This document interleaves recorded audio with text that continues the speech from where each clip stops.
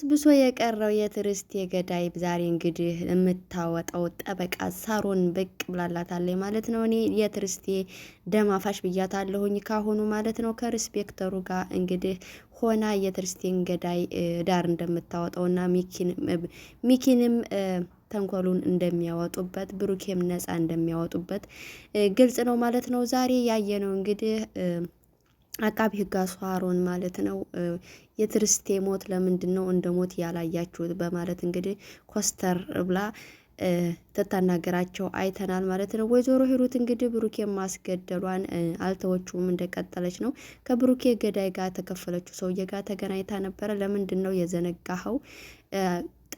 ቃብዶ የሰጠውን ብር እንደምመልስ አዘንጋ ብለዋለች። እሱ ግን በጥንቃቄ እየሰራው ስለሆነ የዶሮ ነፍስ አይደለም ቀስ ብዬ ነው መስራት ያለብኝ ብሏታል።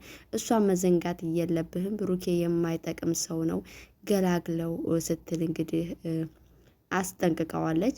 አሰላሙ አለይኩም ወራህመቱላሂ ወበረካቱ። ውድና የተከበራችሁ የቻናል ቤተሰቦች እንዴት ናችሁ? ከኔ ጋር አለሁ አልሐምዱሊላህ።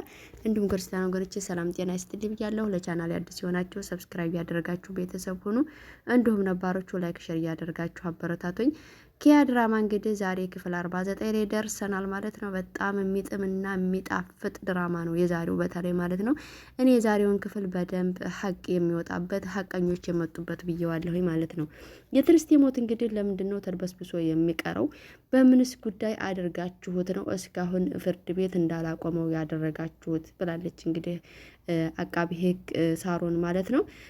በኮማንዶ አማካኝነት ነገሩ እንደተድበሰበሰ ገብቷታል። ዛሬ እናያለን ማለት ነው።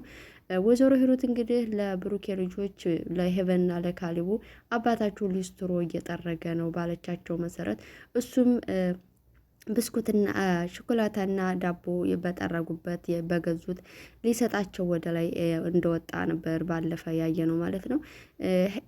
ሄቨን እንግዲህ ተረተዋለች። አባቷን ምንም አልከፋትም፣ ቢከፋትም ነገር ግን ስራ ክብር ነው በሚል ተረተዋለች እሷ ማለት ነው።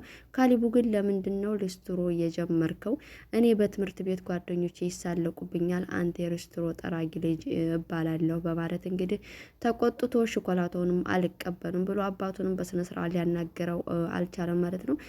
ካሊቡ እና ሄቨን የድራማው ድምቀት ናቸው እንደተከሰት ነገር ግን ወንድ ልጅ ለአባቱ ያለውን ክብር አያሳይም ካሊቡ ማለት ነው። በጣም ንቀት አለበት እና ቾኮላታውንም አልቀበልም ብሎ እና እራት እንብላ ሲሉትም አልበላም ብሎ ሄቨንም እንግዲህ እሱ ካልበላ አልበላም ብላ እሷ ለአንተ ብላ ጦም ማደር የለበትም ሲባል እንግዲህ ተንስቶ ሄዷል ማለት ነው።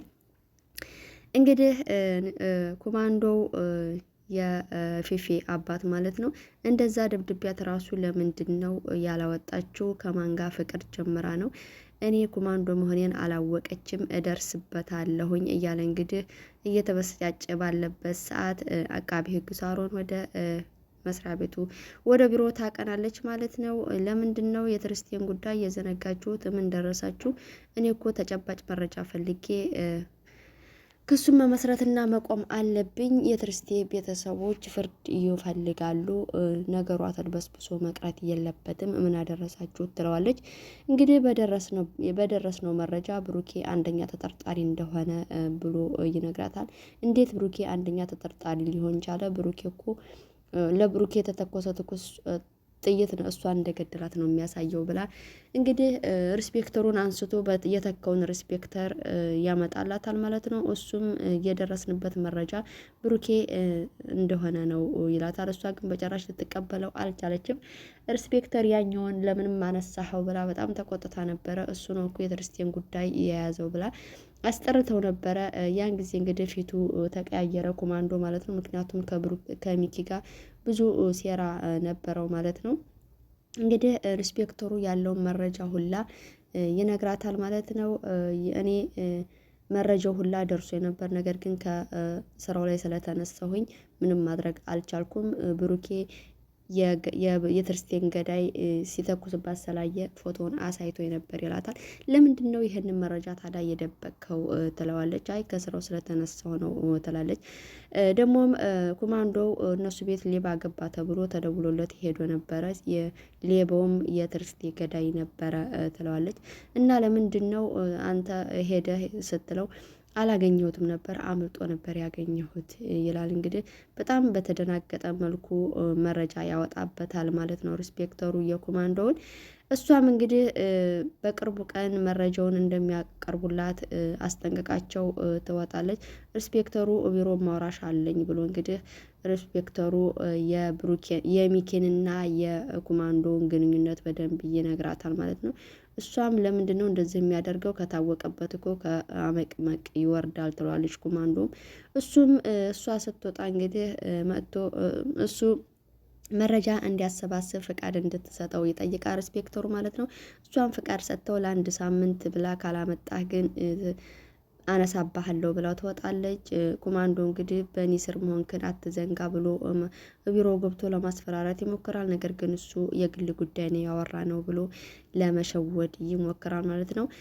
ኮማንዶም እንግዲህ ሚኪን የከደው ይመስላል ማለት ነው። ሚኪ በቃ እሱ ሰውማ ይህን ነገር እኔ ማጋለጥ አለብኝ፣ እኔን እንደዚህ ችግር የሚጥለኝ ነገር ከሆነ እያለ ነበር ማለት ነው። ማህሌት እንግዲህ በእርግዝናዋ በጣም ተቆጭቁጫ እያለቀሰች እየጮኸች ነበረ። ሚኪያስ እየሰማት ማርገዟን ማለት ነው። ውጪ ቢላት ራሱ አልወጣም ያለች በግድ ነበረ እሷ የወጣችው። ነገር ግን ራስሽ ላይ ጉዳት እንዳታደርሺ እባክሽን፣ ምንም አላደርግም እኔ ሄጃለሁ ሲላት ነው ከፍታ የወጣችው ማለት ነው። አንተ የምትለውን ውሳኔ በጭራሽ አላደርገውም ብላ ወደ አባቷ ታቀናለች ማለት ነው። አባቷ ጋር ቁጭ ብላ እንግዲህ እያለቀሰች ፈጣሪ ይሳሳታል ወይ አባዬ፣ እኔ ላይ እየተሳሳተ እየመሰለኝ ነው ስትላቸው ለአባቷ እንግዲህ በጭራሽ ፈጣሪ አይሳሳትም ላንቺ ኸይር ያለውን ቢሆን እንጂ እያሉ አንተ እንደዚህ በጨለማ ላይ ጨለማ ገጥሞ ያውቃሉ ስትለው አዎ አልጋ በአልጋ እኮ የሚሆን ህይወት የለም ብለው ለማስረዳት ይሞክራሉ አባቷ ማለት ነው። እንግዲህ ማህሌትም ለብቻዋ ሆና እያለቀሰች ለዳጊ ብነግረውስ ይቀበለኝ ይሆን ወይንስ አጠው ይሆን እያለች እንግዲህ እያለቀሰች ነበረ። ሚኪያስ ሲመጣና ማህሌት በይ እንዴት ነሽ ይላታል። ምን አለብኝ እያለቀስሽ እኮ ነው ሲላት አዎ እያለቀስኩ ነው፣ እምባ የደረቀ ድረስ ማልቀስ አለብኝ ትለዋለች ማለት ነው። ተየኩላ ለምን መፍትሄ አንፈልግም ስትለው በጭራሽ እወልደዋለሁኝ፣ አሳድገዋለሁኝ፣ እንደውም ስም አውጥቼለታለሁኝ ያንተ ልዩ ስጦታ ስለሆነ አንተ የሰጠኸኝ ስጦታ ነው። ያንተን በደል ሁላ ነው እኔ እየከፈልኩ ያለሁት፣ በአንተ ጥፋት እኔ እየተጠየቅሁ ነው ትለዋለች። ስሙንም ስጦታው እለዋለሁኝ ያንተ የወንድሜ ስጦታ ስለሆነ እያለች እንግዲህ ሚኪያስን እንትን ትለዋለች። ልጁንም ማስወጣት አልፈለገችም። እሱም የዛን ያረመኔ ልጅ ማሳደግ የለብኝም እገለዋለሁኝ እያለ እንግዲህ ነገሩን ወደ ብሩኬ ደግሞ ለመግደል እያሰበ ነው። ብሩኬ ነው እዚህ ውስጥ ጣጣ ውስጥ እየዶለኝ እያለ እንግዲህ ሄዶ መጠጥ ቤት ቁጭ ብሎ እንግዲህ ለተከሰት ጋር ተገናኝቶ በቃ ብሩኬን የጠላበትን መጀመሪያ የትርስቴ ወዳጅ ሚኪ እንደሆነ ወዳጁን እንዳገባበት በዚህ ምክንያት እንደጠላሁትና በቃ መግደል አለብኝ፣ እስካሁንም እሱን ገድሌ ቢሆን ይሄ ሁላ ነገር አይገባብኝም ነበረ፣ ምስቅልቅል የወጣው እሱ ስላልሞተ ነው እያለ እንግዲህ የብሩኬ በህይወት መኖር እንግዲህ የእሱን ህይወት ያመሰቃቀለው ነው የመሰለው። ነገር ግን እሱ የሚሰራው ሴራ ነው ህይወቱ እንዲመሰቃቀልበት እያደረገው ማለት ነው።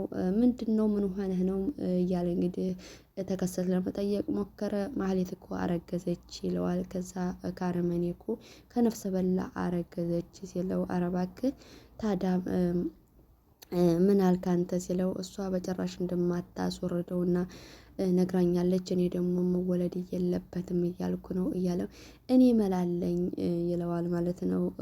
ተከሰት መለውም እንግዲህ ያው ማስወረጃ እንደሚገዛለት ነው። ነገር ግን እሱ እኔ ትርስቴን አጣሁኝ፣ እሷን ደግሞ ማጣት አልፈልግም፣ ብትሞትብኝስ እያለ እያሰበ ነበረ ማለት ነው።